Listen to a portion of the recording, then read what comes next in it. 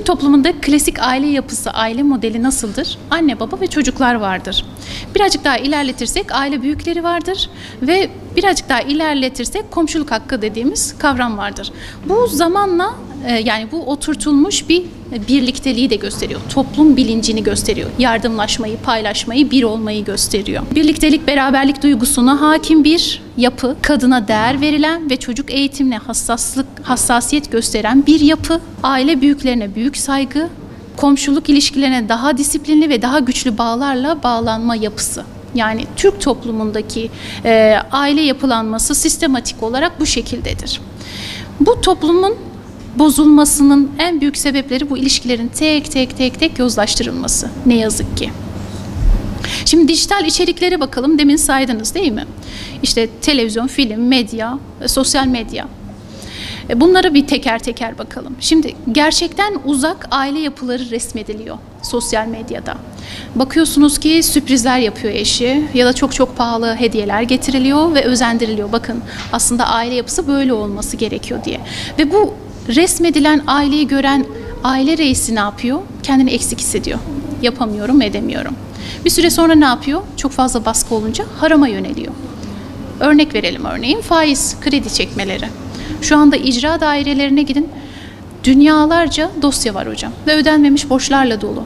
Nedir bu? Kredi borçlarıdır. Ne yazık ki. İnanç sisteminde büyük bir darbe verildi bu dijital içeriklerle. İnanç sisteminde nasıl oynandı? Örneğin bir dizi düşünelim. Bu dizide bir hoca tasvir ediliyor. Ve bu tasvir edilen hoca ne yazık ki sapık gösteriliyor. Algı ne oluşuyor? Hocaların hepsi sapıktır. Şu anda sapık diye ifade etmeyelim ama kötü eğilimli bir doktor düşünelim. Tüm doktorları aynı kefeye koymamız mümkün mü? Ama toplumumuz ne yapıyor? Hocalarımızın hepsi sapıktır, aman çocuklarımızı göndermeyelim. Ne yaptılar? Cemaat algısını, hoca algısını hepsini tek tek kırdılar ve inanç sistemini kırdılar. Bugün biz burada Kızıl Goncalara dava açıyorsak eğer, Kızılcık Şerbeti. Ne yaptılar onlar? İslamiyet'in en kıymetli değerlerine ne yazık ki set koydular. Bıçak vurdular. Ve toplumumuz da buna alışkın olduğu için, sevdiği için yontulmaya, hemen o hale bürünmeye alışkın olduğu için kabul ettiler. Evet, İslamiyet gerçekten böyledir dediler. İslamiyet gerçekten böyle mi? İslam ailesi böyle mi? Böyle mi tasvir ediliyor? Tepkiler bile o kadar iç karartıcı ki. Yani bir kesimin bunlar yanlış bir aile profili çiziyor derken diğer kesim evet doğru yapıyorlar. Öyle insanlar var. İslamiyet işte böyle yozlaştırılıyor demeye başladılar. Maalesef. Mesela ben bir örnek daha vereyim hocam. Bu dizi film sektörüne. Özellikle Yeşilçam'ı ben örnek vermek istiyorum. Yeşilçam'ın yaptığı darbeyi Türk toplumuna hiçbir şey yapmamıştır. Örneğin bir karakter getirelim. Şaban, Ramazan. Bu karakterlere atfedilen karakteri bir düşünün. Artık insanlarımız çocuklarına Ramazan, Şaban ismi koymuyor. Neden? O karakteri andırdığı için. Bunlar sadece küçük örnekler hocam. Gündüz kuşaklarına bakalım. En çok ahlakı yerle bir eden, ahlakın çöktüğünü gösteren sembollerimiz bizim bence gündüz kuşaklarımız. Ne yapıyor? Dede toruna, baba çocuğuna, Allah muhafaza. Bu örnekler o kadar çok arttı ki artık bir dede çocuğunu severken şöyle bir şüpheyle bakıyoruz. Abi anne niyetle seviyor.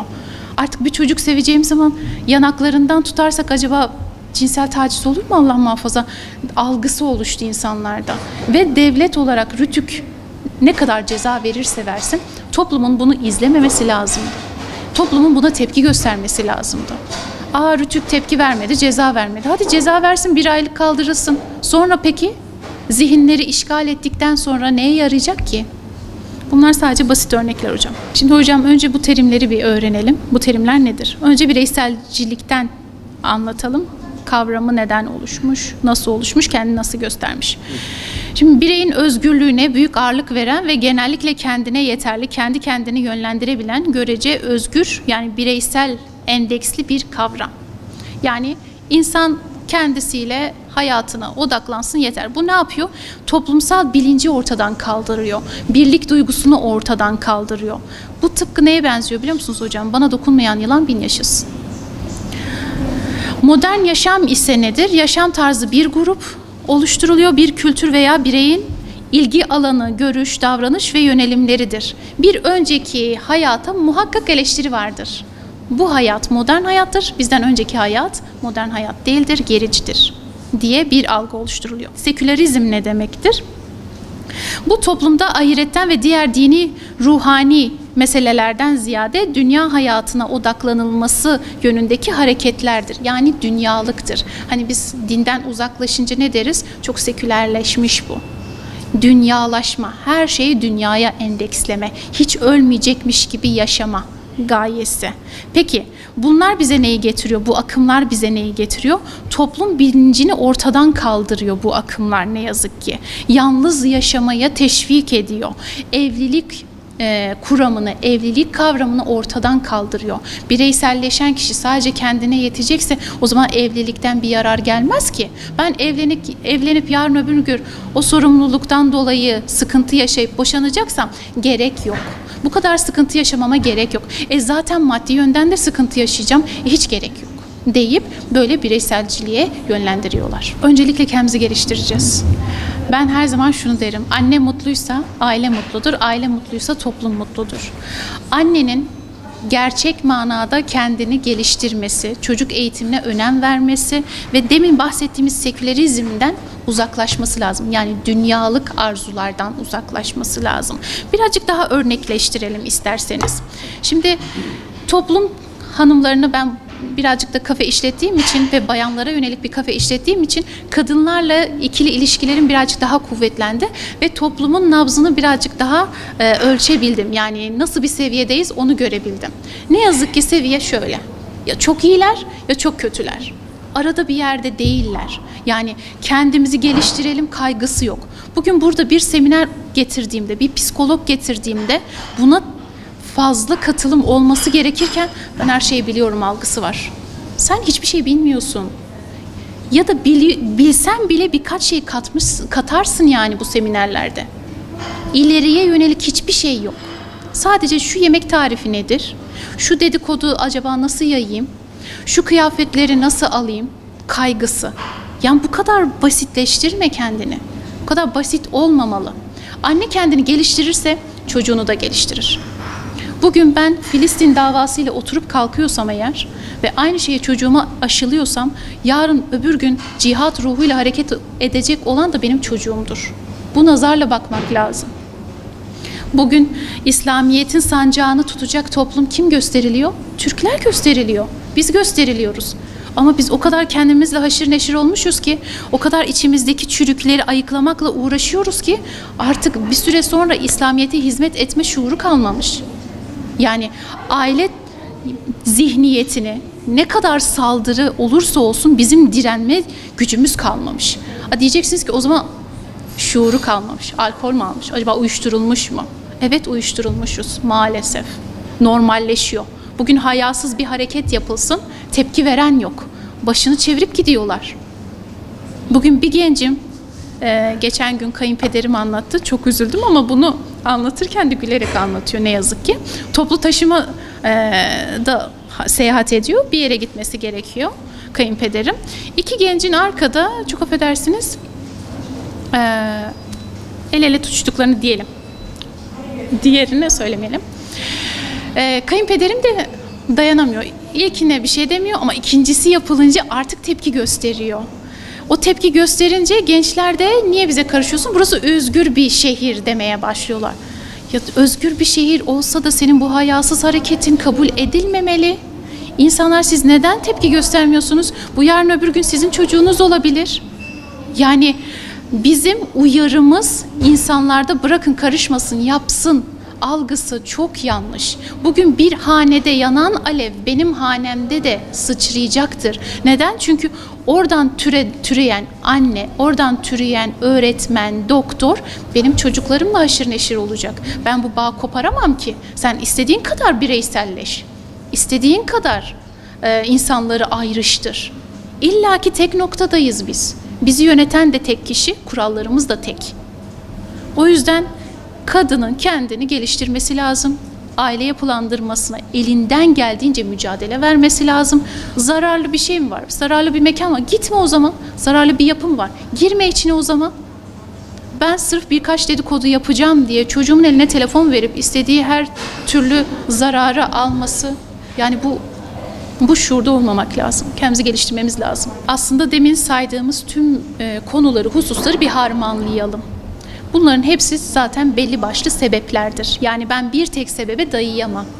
Toplum olarak zarar görünce de hepimiz zarar görüyoruz ve sebepleri de çeşitleniyor. Şimdi Türk Medeni Kanunu'nda boşanma sebepleri nelerdir? Bir bunların maddelerini ben size sayayım.